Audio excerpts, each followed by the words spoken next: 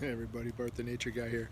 It is a nice warm day and the melt has begun. And so we get to be outside a little bit, maybe more than some of us have in a while. Some people feel really comfortable in the cold and some people don't. So this time of year for many people feels like a very, very new door opening to the outdoors that may not have been their thing when those cold temperatures were around. And we're really starting to see, you can see there kind of that melt is occurring. And so, you can see that snow is in patches now. We're not getting a lot of solid snow scapes anymore. It's definitely more intermittent as that melt usually brings on mud. So the only downside with this time of year is that once you do get outside, if you try to go to the parks or whatnot, usually even though it looks like the grass is like totally cool to run on, as soon as you run over there, it is pretty muddy and squishy underneath our feet, and it can definitely ruin some shoes if you don't have some waterproof, kind of easily washable shoes.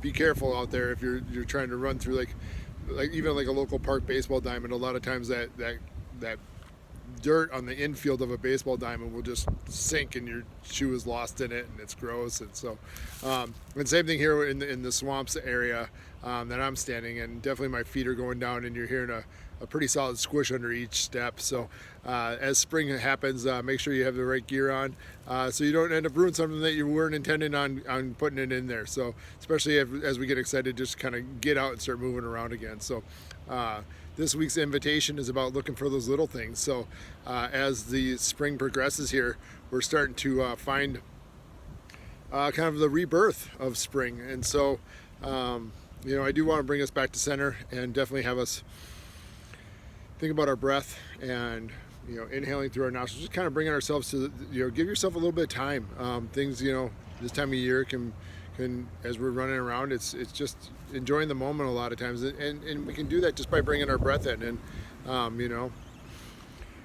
bringing our inhale and exhale to a conscious place, and feeling that air enter our body, and exhaling belly button to spine sometimes is a nice feeling. So kind of drawing your exhale kind of up and in on the exhale, and inhaling through the nostrils, but kind of think of the inhale kind of coming down in, and then exhale kind of belly button to spine, kind of pressing that air up and out. And we'll do that for a few breaths.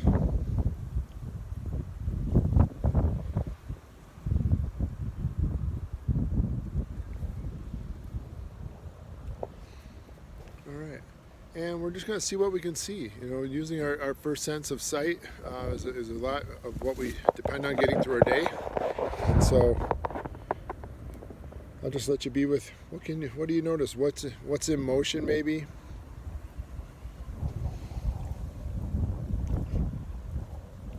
From the things that are large, like the trees that are moving,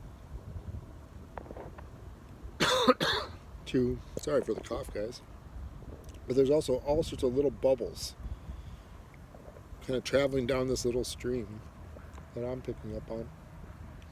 Or it's even this branch right in front of me here. Just kind of moving in the wind. So maybe seeing that thing that's closest to you that's in motion. And maybe using your eyes to search out the thing that's furthest away in motion.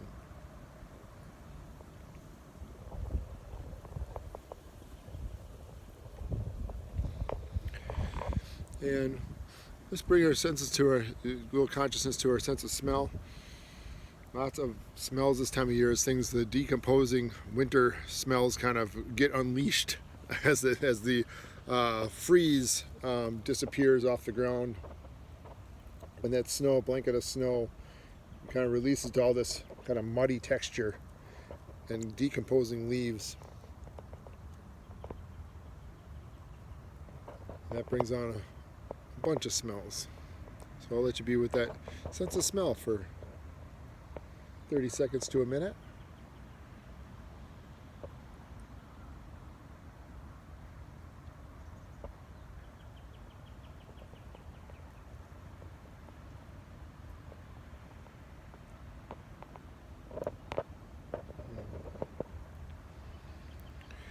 And next to the sense of hearing, I'm kind of near a road, so I can definitely pick up some of the kind of the noise of cars rolling by, but there's lots of great sounds in the grasses right now. So the grasses over this way are all moving in the wind. I can hear them rustling in the wind. I can hear, you can't see them, but there's a couple geese way over in this area, and so every once in a while I hear the geese making a few of their springtime calls. A crow off in the distance. So for yourself, what do you hear in the space that you're at?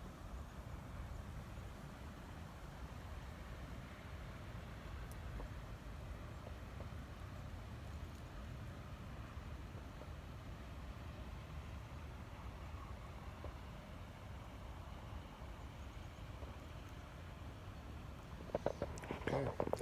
And also that sense of touch, and definitely with this warmer temperatures this time of year, oftentimes will come with a wind, and that's kind of bringing this warm air to us. And so we're definitely feeling that today. That you can, the tops of the trees, even without any leaves, even up at the top of this tree right back here, you can definitely see a slight sway because that wind is coming in, and I can feel that against my skin as well.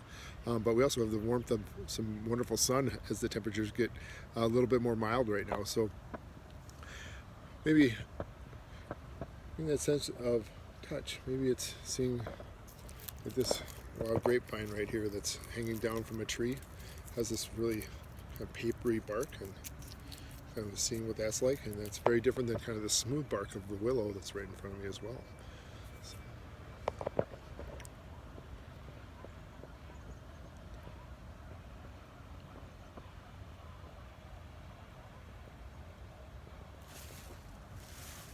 Look at the visual on this thing. Look at this gnarly little massive grapevine, right? This is wild grapevine.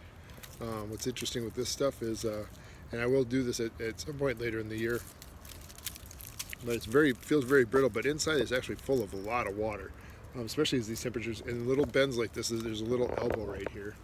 You can see that. There's a little elbow. Right in here the water will load up, and it is a way in a situation that you would, if you needed purified water, like this is just kind of swampy water, it'd probably make you very sick if you drank it. This actually has some water available that is a little bit easier to drink on the system. You have to make sure what you're in foraging stuff like that, you have to know absolutely what it is. So I wouldn't recommend it unless you're with somebody that's been trained in it. But that is in regards to wild grapevine and locating it and knowing it, the water that comes out of that is pretty well purified. So great water source instead of finding water in a swamp like that. That's probably has a lot of nasty bacteria in it. So stuff like Giardia and whatnot. So, and moving to that sense of taste. Drawing that air in over the tongue and seeing what the sense of breath combined with the air drawing in to the mouth. How does that feel today?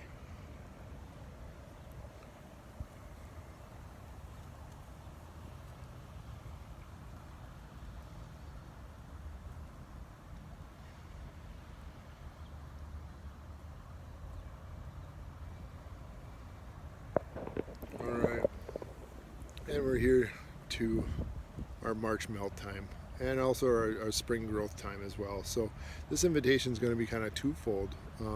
It's kind of looking at the small, the little things. Like spring is all about like new buds and new things coming out of the ground and sprouts and all these things that are just starting to kind of redevelop after a season of dormancy in the wintertime. So what I want you to do this week for your nature invitation is try to find those things that are real small, those new little things that are kind of coming alive this time of year, whether it be in the grasses and finding new green sprouts that are coming through.